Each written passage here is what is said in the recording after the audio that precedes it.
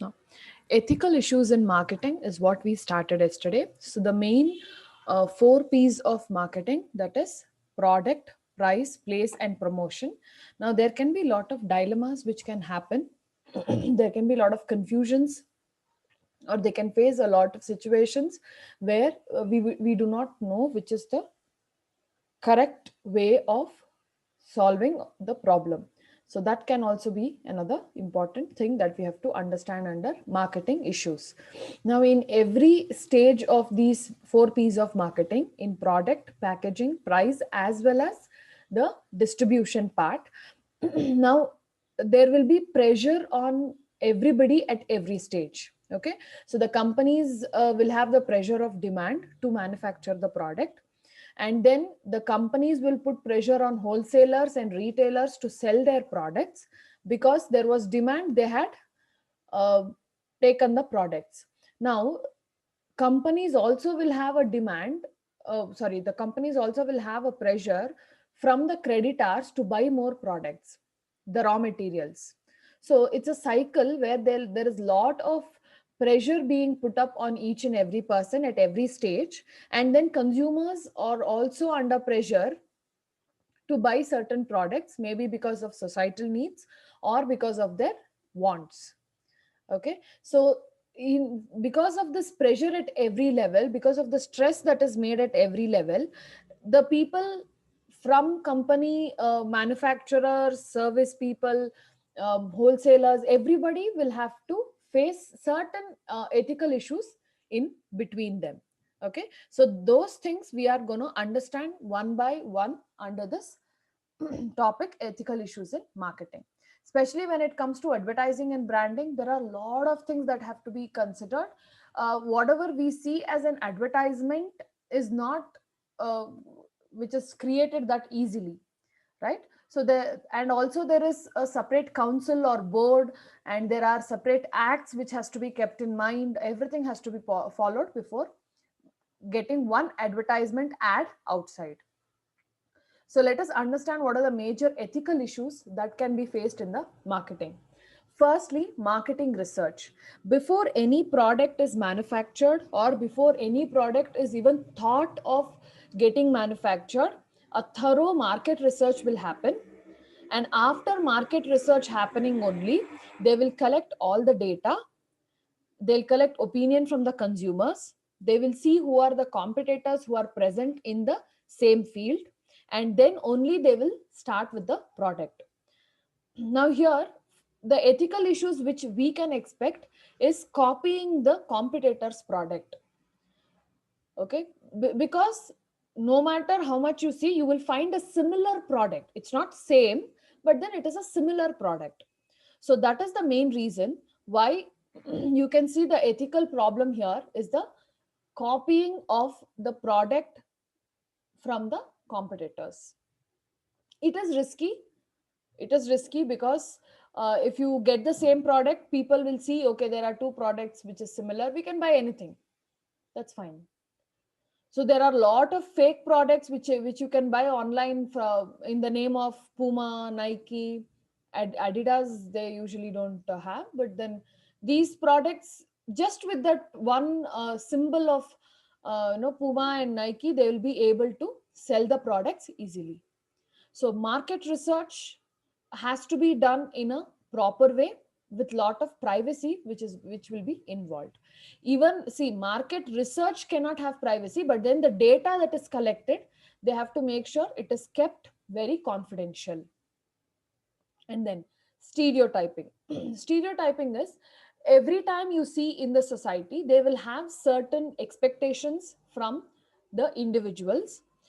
One has to look like this only, one has to one has to be very thin, one has to be very fair, very tall. If you're too tall also they'll talk, if you're too short also they'll talk. Okay, so anytime any physical appearance that is there, there is, they have put some conditions, they have put some boundaries there. So what will happen is, as a person who is growing, if they are not in that form, they will feel low. They're like, okay, I am not up to the expectation. So they'll feel very low, about it. So such stereotyping has to be removed. But the problem here is, in marketing, at one point of time they start encouraging about such stereotyping. They set these expectations, they put more pressure on these expectations. So keeping this expectation as the selling point, they will give you more products. You can see a lot of slimming capsules. You can see advertisement of Complan saying uh, the height will improve. You can see Horlicks saying you will get more strength. You can see Boost, which is talking about more stamina. There are so many products like that. See, it's not to put any product down, but it's their business. That is the confusion. Ethically, is it right or wrong, is the major confusion. And you cannot decide it outrightly saying this is right and this is wrong. As per the situation, the decisions will demand or it will remain. Next, confidential information or trade secrets. Now, trade secrets is, it may be the research data which they have got from the market research, or it can be any sort of other confidential information about the employees. It can also be the marketing strategies. They would have involved, or they would have put some professional who will be able to take care of marketing part. And they can also put an employee, an experienced employee, who will be taking care of the trade parts. See, now you can see few products where they give 1+1 offer, and that 1+1 offer will be there throughout the year. All 365 days you can see 1+1 offer, especially with dates, honey, and certain times these spice powders, gulab jamun packets during festivals, right? So all this will have 1+1 offer. So those are few of the tactics to sell more number of products to the customers. And it is so that the psychology of customer is, whenever you see 1+1 or buy two get one free, we will first go and buy the product. That is how the psychology of the customer or the person or an individual works. So here, confidential information has to be confidential only. It is supposed to not be shared to the competitors or to any other business. There should be certain strict rules which has to be taken care of. Then, fair competition. So this fair competition is a point which we have been seeing throughout in many points of ethics. Now, fair competition is, they are saying you also do your business and allow others to do the business. Okay, don't kill others business just because you want your business to be done. So you have to take care of your customers, suppliers, competitors, and public, so that you have a fair competition, you have a fair dealing with everyone. These two points are usually read together. Okay, whatever strategy that you put in, make sure it is fair. Make sure you don't kill the others business, or make sure you don't put others business down just because your business has to flourish. So that is fair competition and fair dealing. And they should not break the laws. There are certain trade laws which has to be followed, and one should not break the law. Now, first of all, these laws are very, very strict in nature. Now, in Bangalore, they've asked, the government has passed an order saying that they should not use the plastic covers which are of very thin quality, and it has to be more than 40 micron. Yes, so that is a new rule which has been implemented. And you can see the change in the customers today, that they carry their own bags, cloth bags, wherever they go, right? So they always have an extra bag which will be there along with them. So wherever they go, and if they want to buy something, they can use their cloth bags. That has reduced the uh, plastic cover consumption to a great extent. There are still plastic covers which is being used, but then 40 micron plastic covers are used. And if at all you require a bag, they will charge you. And many companies actually took that for an advantage, and they have prepared cloth bags costing 20 to 40 rupees. So that is also another part of income which they are getting. Okay, so there are two things that is happening. One is your encouraging them not to use plastic. Another thing is, if at all they have forgot the bag and they have no option, you have to pay 40 rupees and the company will get that money. So both the ways it is a fair dealing. We are not putting anybody down. Then accepting gifts and bestowing benefits. Now many times this is a non monetary type of bribe. Now first of all, bribe is a wrong, it's an crime. Actually it has to be considered as a crime. Okay, you should not take one any person for that matter, if it's a company or outside, you should not accept gifts because you want to do some work to others. Now there are gifts to such extent where a person, if they are wealthy enough, they can gift a, let's say, BMW car, and they say, see, I have gifted you a BMW car, now get my work done. That is really wrong. That is how corruption emerged, and it is eating away everything in the country. So we should not do that at all. So when you're accepting gifts, either it is from a friend for your birthdays or for special days, that doesn't count. But when you're accepting gifts on the workplace for some work that has to be done in the company or in the workplace, that is very bad. So that will be another problem that is faced under ethical issues. Now what is the confusion in this gifts is, now on the new year or on the occasion of Christmas or on the occasion of festivals, they will usually start giving out gifts. Now why on the new year? Because it's a new calendar year. It's not only a new year, it's a new calendar year which will be starting. So it's a good way to promote your company, promote any product uh, uprightly.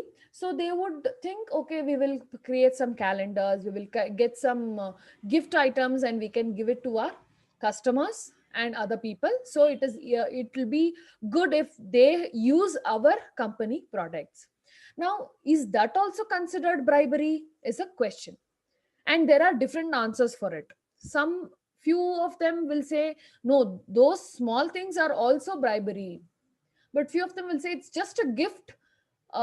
It's not even a gift, it's just sharing a normal calendar on the desk, but the only advantage is your company name will be put up on that, so everybody can see that. So the people will know about your company name at least. So that is another ethical dilemma. Then unfair or deceptive marketing practices. Uh, People don't think about what will be the side effects of the product. Okay, now you if they are selling a remote car, where kids usually love such remote cars. Now these remote cars are battery driven. Okay, you have to put cell into that, and you can use that car. Now if this remote cars are given to a very small baby, if it is less than 1 year or 2 years, anything that you give to them, they'll put into their mouth, right? So what is the side effect of that plastic? And we are using cell, so there is a chance of getting electric shock, right? That also should be taken care of. And if you see these feeding bottles that is used to them, the small bottles with a rubber nipple that has been put up, so if the company does not take enough precautions to prepare that rubber nipples in a very good way, it can affect the baby's teeth, and if it is toxic, it can also poison the baby, right? So they have to be very careful about what they are using in the product and how they are using it. Then offensive materials and objectionable marketing practices. Whenever there is a advertisement, or whenever there is any sort of promotion done, they have to check whatever they are communicating to the media, is it right? Okay, or is it objectionable? Will it offend anybody? Suppose, take for example, in an advertisement they show a very fair, overly fair girl. You can do the editing. There's no problem with that. That is how all the advertisements usually come out. They have done an editing of a girl, especially your fairness creams, any sort of fairness creams that you take. That is what they show.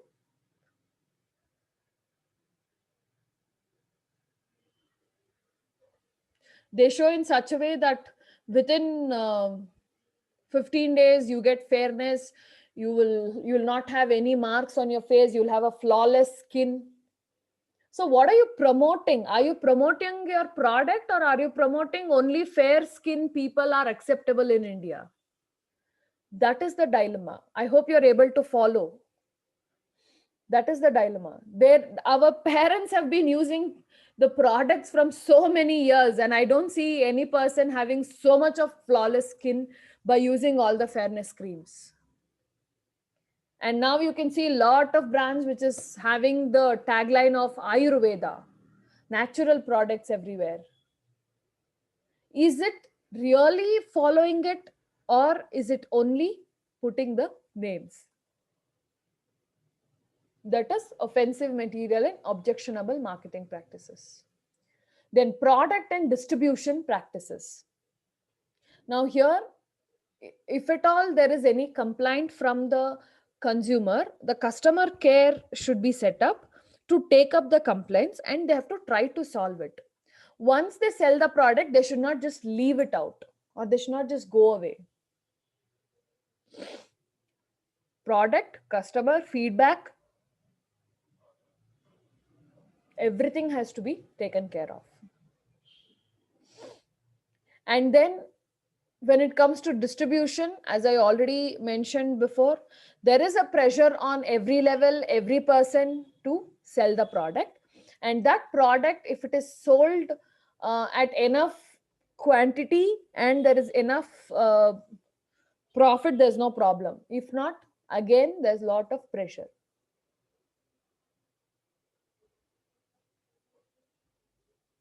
So that is product and distribution practices. To even distribute, they go to a very wrong ways also. They start selling it so rigorously, so aggressively they start selling it. Even if one do not want the product, they will force them, they will, threaten them to buy the products. So there are cases that happens like that also. So you have to be careful while selling.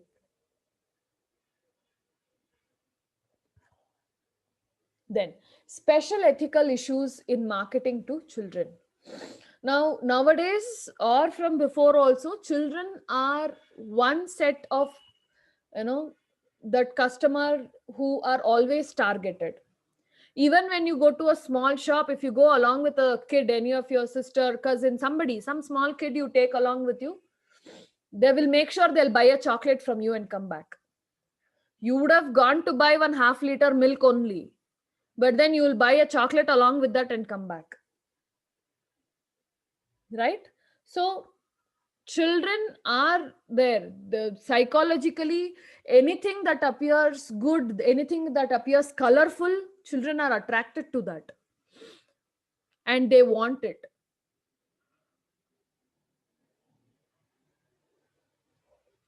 There are situations where they even do not know what that product is, but then children are there, they would like to get those products.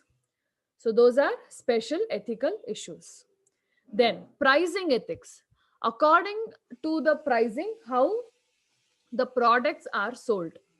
Now here the main issue is, these are the types of pricing that the companies usually follow. Okay. The confusion according to ethics is, are these pricing correct or are these pricing fair, is the confusion. And as I told, in ethics you will not have a definite answer. You will have to think according to the solution, think according to the situation, and then you have to decide. So let us understand what are the pricing ethics which are present. So firstly, predatory pricing. Now here what they'll do, the product is priced at such a low level, very very low level, or low price they will start with. Now there were telecom industries which gave a pricing of almost free, and then they started slowly pricing it later, right? So what happens when they put the prices at such low level? They will be able to capture a lot of market here. They'll be able to consume a lot of market, where people will say, when I'm getting the product at free, why should I not buy it? So the first predatory pricing is when they keep it at a very very low cost, and then they will try to capture lot of markets. Now because these companies have priced it at a very low price, okay, now the new companies who are coming, it will be difficult for the new companies to price it at a little higher level. Okay, so those companies also have to start at the low level only. Now that will create barriers to entry, that will put some conditions for the new companies to get into the market. So if a product is bought at a very very low price, and if there is a new company which is trying to sell the similar product at a little more high price, which one they would buy? They would usually buy the product which is at the lower price, right? So in these situations, the predatory pricing creates a lot of ethical confusions, and in few countries it is even anti competitive and it is illegal. So when they say anti competitive, it means that you are breaking the rules of the competition law. Okay, you're not giving a chance to others to get into the competition. You're the only one person in the competition, and you want to win the competition. That is known as anti competitive. So that is predatory pricing. Then price skimming. Now price skimming are a little luxury products. Now what happens with these products are they price it at a very high level starting. You can see a lot of products which comes at a very high level, and slowly they will reduce the price. Okay, the best example are iPhones. They usually are priced at a high price, and then as the time goes the price will come down.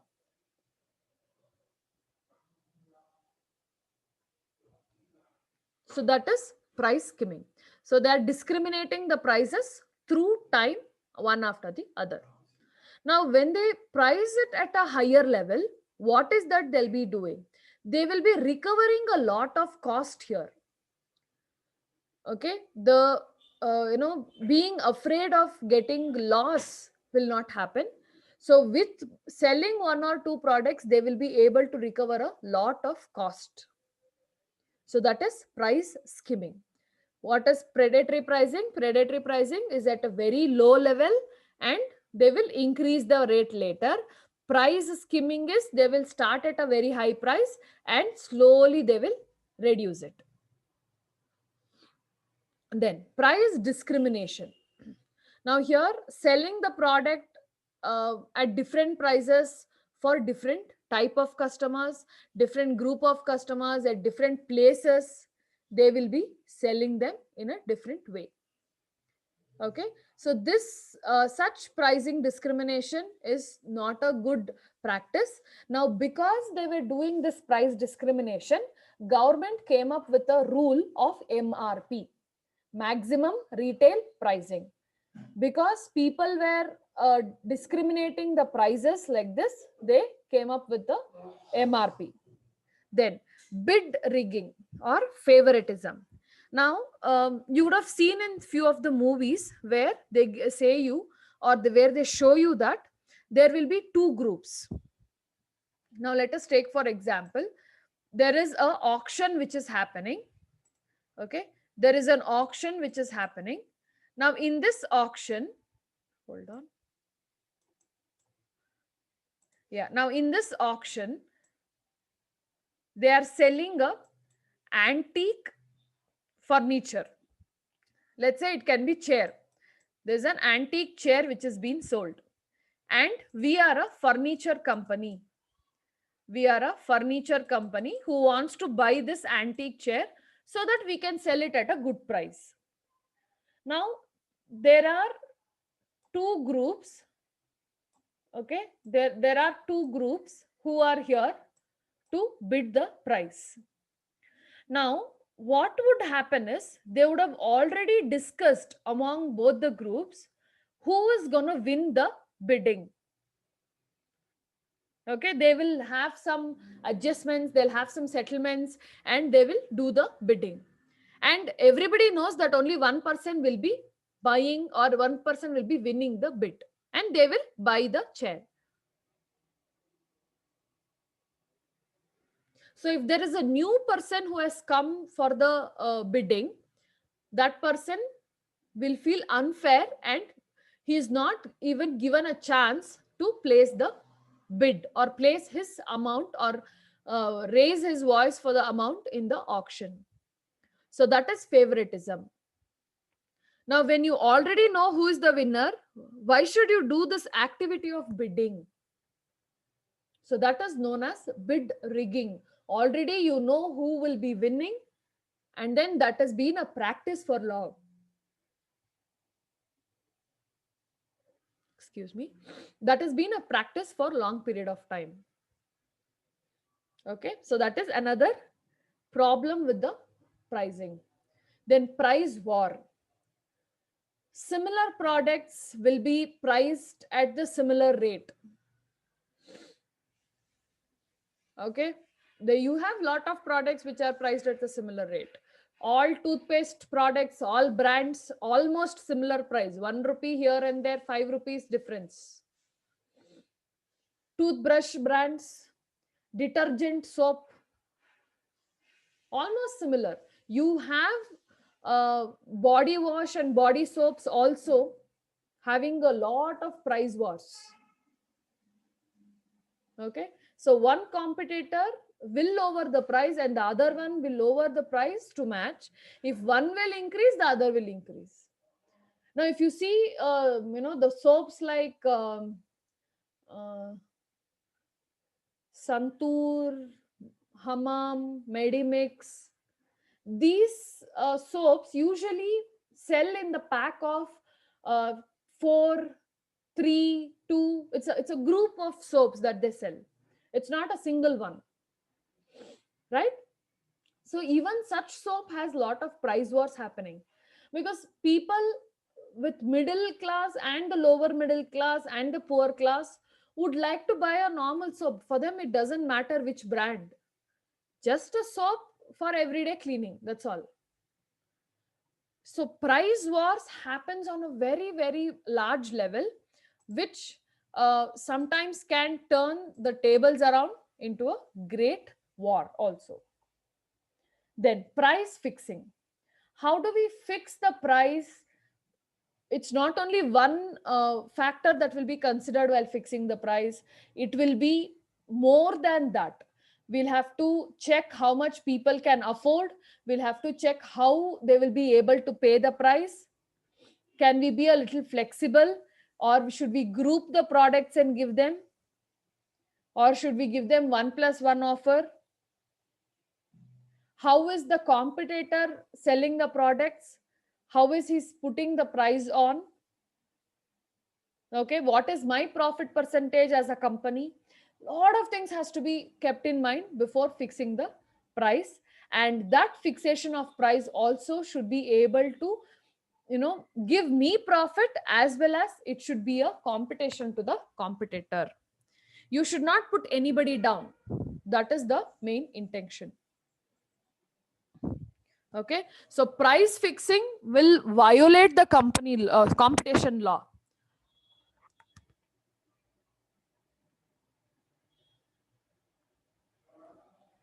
Price fixing will violate the competition law, but price is one thing which will decide what will be the demand of the product and what should be the supply of the product.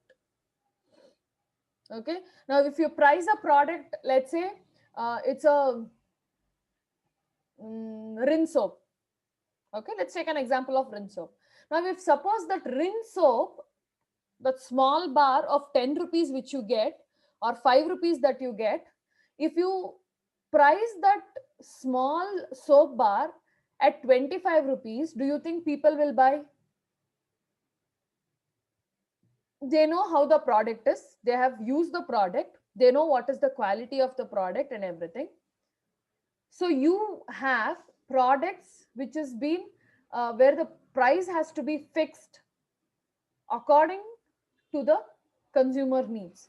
Now you have all detergent soaps, all detergent bars, the soap bars being available at 5 rupees, right? 5 rupees, 10 rupees, 15 rupees bars, you have lot of them. So such bars will actually increase the business of the product, because many of them want to try the product at a small quantity, and only later they will try the bigger quantity. Even for us, we would like to know the sample. So these are few of the ethical issues that can arise in the marketing. I hope everybody is able to follow. Did you all understand? Any doubts until here?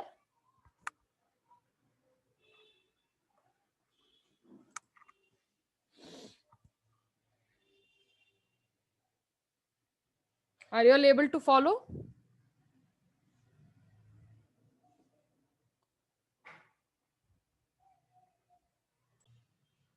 Now, moving further, let us see what are the unethical marketing practices. Now, in marketing is one topic where you can see lot of unethical practices going on. Okay, we would not have observed it very clearly, but we would know there is something not right. Okay, so here we will understand few of those unethical marketing practices which are going on in the market. So, firstly, any product, if you market them in a very ethical way, if you market with very honesty and transparency about the product, people will surely buy the product in a good way. And there will be a loyal customer. Once they buy the product and they like it, they would love to repeat the product over and over again. Okay, now if you are using one of the let's say soap bar, now let's take for example you are using Pierce. Now if you like the soap, if you like the way the soap is treating your skin, and if you feel good about it, you buy Pierce all the time, right? Or if you like to drink one particular juice, you like to drink the same juice over and again. So you will become loyal towards the product which you like and which you think they are good. So that will increase the demand for the product, that will also increase the sales for the product. But on the other hand, if they're not saying you the actual information, if they're not giving you the required information, if they're not giving you a good service, that will become unethical marketing, where that will send a wrong signal. If at all, especially if at all it affects the health of a person, it will send a very very wrong signal. Now let us see what are such unethical marketing practices.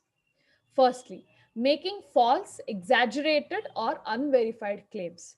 This is so easy to be done in marketing, because nobody will sit and check what each ingredient means. On the label, if they say it is natural, filled with natural events, or if it says you know take out your fat naturally, you can grow tall naturally, anything with the word natural and Ayurvedic, people will start buying it, especially after this pandemic, right? So there are a lot of exaggerated benefits which are claimed. Or even if you take any sort of cream which they say uh, it's just in medicine, it's type of medicine, it's not a real cosmetic. So all this, when they give you a false claims, or they will say this is verified from this lab and that lab and all that, it may be or may not be, there is no guarantee. So when they make such false statements, when they exaggerate the effect of the product, and when it's unverified. Now you can see few products which they show the over whiteness of the clothes. If you use the product, it will become white. So that the way we use only, the color of the cloth or anything might change. So that is again making false and exaggerated claims. Distortion of facts to mislead or confuse potential buyers. Sugar free, which is like sugar, use brown sugar instead of normal sugar. More refined sugar, that is one place of that sugar and calories which is used in a very very misleading way in today's world. Okay, everywhere they will mention you what is the calories that you're intaking for this product. And you can see those cereals, I mean, like chocos and special k oat cereal, breakfast cereals, they're called breakfast cereals. Now these breakfast cereals, few of them are expressed, or they are claimed to be sugar free, they are claimed to be calorie free. So no matter how much you eat, you will not become fat. That is what they say. But is that possible, practically possible? Food processing industry is one where they mislead a lot of facts. And when you take up any sort of snacks, especially these potato chips, lays and bingo, and what is that, mad angles, there are so many things. So there is lot of facts which are not told, a lot of facts which will confuse the buyers. And then concealing dark side or side effects of a product. Now few natural products are not that they doesn't get said to everybody. The reaction of the natural products differs from one person to another. Okay, so when they just use that phase of natural products, and they outrightly say that there is no side effects no matter how much you use this product, all that is not a right thing. You are putting down the side effects of the product on each of them. The way the product reacts to one person, especially when it comes to cosmetics, the face cream, the powders, the lotions that anybody uses, it might suit one skin, it might not suit the other skin. So that is how people see the selling point, and they prepare so many